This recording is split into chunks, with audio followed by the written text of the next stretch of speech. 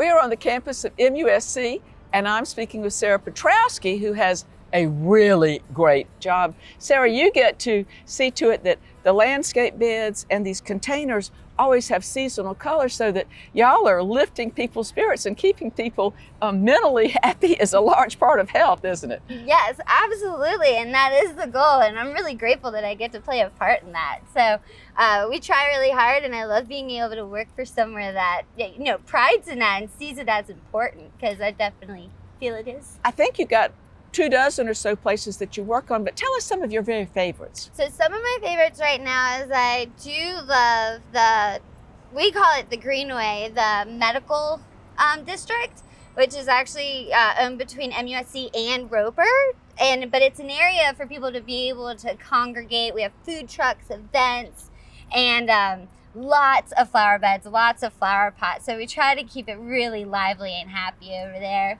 Another favorite of mine is actually, there's this very long bed at Ashley River Towers, and I did something kind of different this year than I normally do, and I'm loving the results, and so we'll have pictures of that. We have to do things differently sometimes, so we'll get stale. Exactly. It's really nice to be able to push myself outside of my comfort zone and also work with colors that I'm not so used to. So honestly, I am in love with orange and pink. That is always that is my go-to color love. And add some lime in there, I am a happy girl. That's my personal choice. And is there another one that you'd like to tell us that is a favorite? The other one is actually, I go completely opposite. I love pale lavenders with like a pale butter lemon, and then also like a pale blue, very watercolor style, almost Monet-esque. Add some deep rose to it to give a little bit like contrast. Okay. Is there a place where you've used those colors that you could mention? Yeah, so actually the Institute of Psychiatry, I ended up going more, and I call it the more romantic look, where I use the roses and the light pinks and blue delphinium, and there's digitalis, the foxglove in there. So that's the other thing when I plant, I really like to have the instant impact color at that moment, but I like to put in stuff that also is going to surprise you in a month or two. All right. And that way it keeps a constant evolution. Because a lot of people are walking by these things every day, back and forth on their way to work. Let's talk about this container. Are you real picky about potting soils? Tell me what you're looking for. I am picky about potting soils, but at the same time, I will contradict myself because I also like to try new things. Okay. So that I can see it, especially down here, since I'm new to this campus. The environment here, there's so many microclimates, and the wind, and then the irrigation is all new and different to me. So when we look around, you'll notice I've used like traditional plants that are hardy, but that's because I'm trying to figure out what the best soil is right now. So this one we got from a box store, and it's one that I've used before, even at my own home, and I've always been happy with it. It feels relatively lightweight. It's not a very heavy soil. It's not a very heavy soil, but it's also not very peat heavy, which I like because peat tends to get hydrophobic, especially in the summer. And it's not a renewable resource either. It's not a renewable resource, and so this has compost in it. It's bark, but there's sand, so this mix is a little bit new to me. Well, let's get some plants in. Yes. So what I'm actually doing in this one is doing a cluster of this peacock kale. I like it. Yeah, they were talking about it kind of reminds us of feathers. Yeah. Yeah, which is cool. And so I'm actually doing a pretty big cluster of them. All right, well, here's one. Like 5 plants. And I guess you're going to tease the root ball just a little bit. Yes, that's what I like the word tease, or we call it tickling. Yeah. Tickling the roots, but honestly. And that's if something's been somewhat root bound, that it's necessary to do that. So like we can see here, this has been in the pot a little while, so you're going to tease it apart a little bit to encourage those roots to move outward. You just got to remind them that's not their life. They can go other places. You don't have to stay in your room for the rest of your life. Exactly. You know, the only one that I found that's not a huge fan, like plant, is not a huge fan of that, is snapdragons. Oh. I learned that from a lady from Ireland who's a master snapdragon grower, and How fascinating. And it's funny, it makes them more susceptible to Phytophthora. My word. Yeah, so I found they're like, so I guess will you let me put one in? Do you trust Absolutely. me? Okay. All righty. The other thing I like about kale is that you can bury it and it'll still root. So that way, kind of, because what I was doing is trying to keep the center one kind of tall. Okay. And then create like sure. a dome. Okay, beautiful. All in right. the design. Well, let's move on to some color. All right, so this is going to be the main bout of our color. And actually, I also can be weird about, I love being asymmetrical. Now, it's funny. I like that too.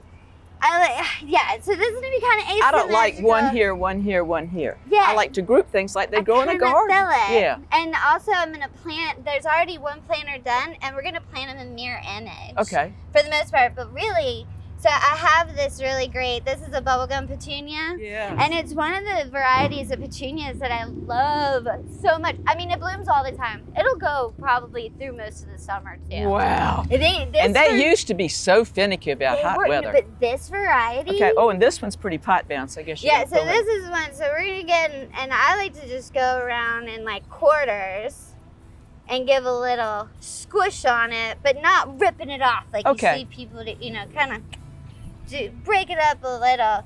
So this is actually going to go. So this one can be a trailer, I guess. So this is going to be trailer.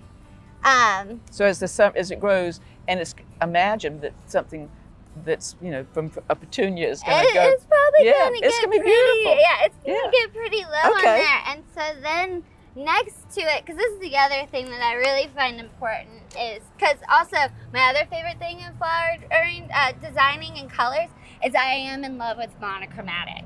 Okay. I am like, pick purple, but I want every shade of purple. But the way to make that work, though, you have to make sure that you have, like, see this petunia is more of a medium-sized flower.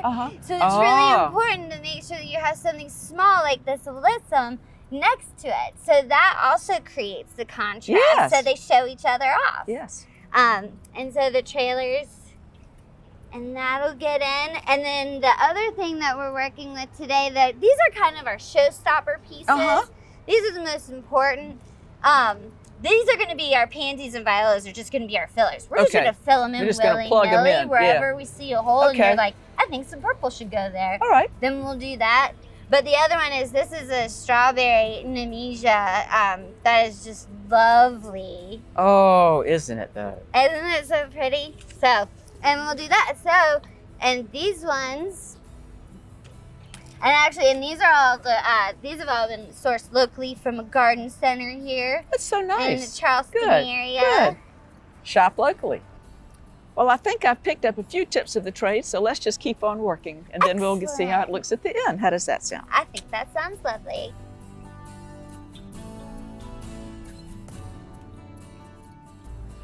Well, Sarah, we've done a good job getting our knees and our fingernails dirty. Good for your health. Yes, it is. Yeah, of course it is. And then you're going to water in now. Yes, and then we're going to start the old-fashioned way with watering cans.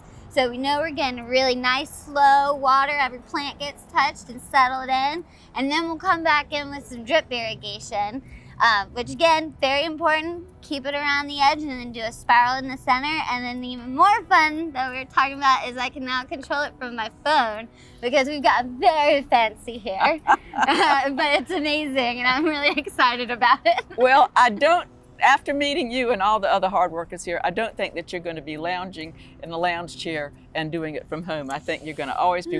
All of y'all have done such a tremendous job. We've had so much fun meeting the crew here and seeing how much you do to contribute to the health and beauty of the city. Thank you very, very much. Thank you so much. It was lovely having you here. It's been so great.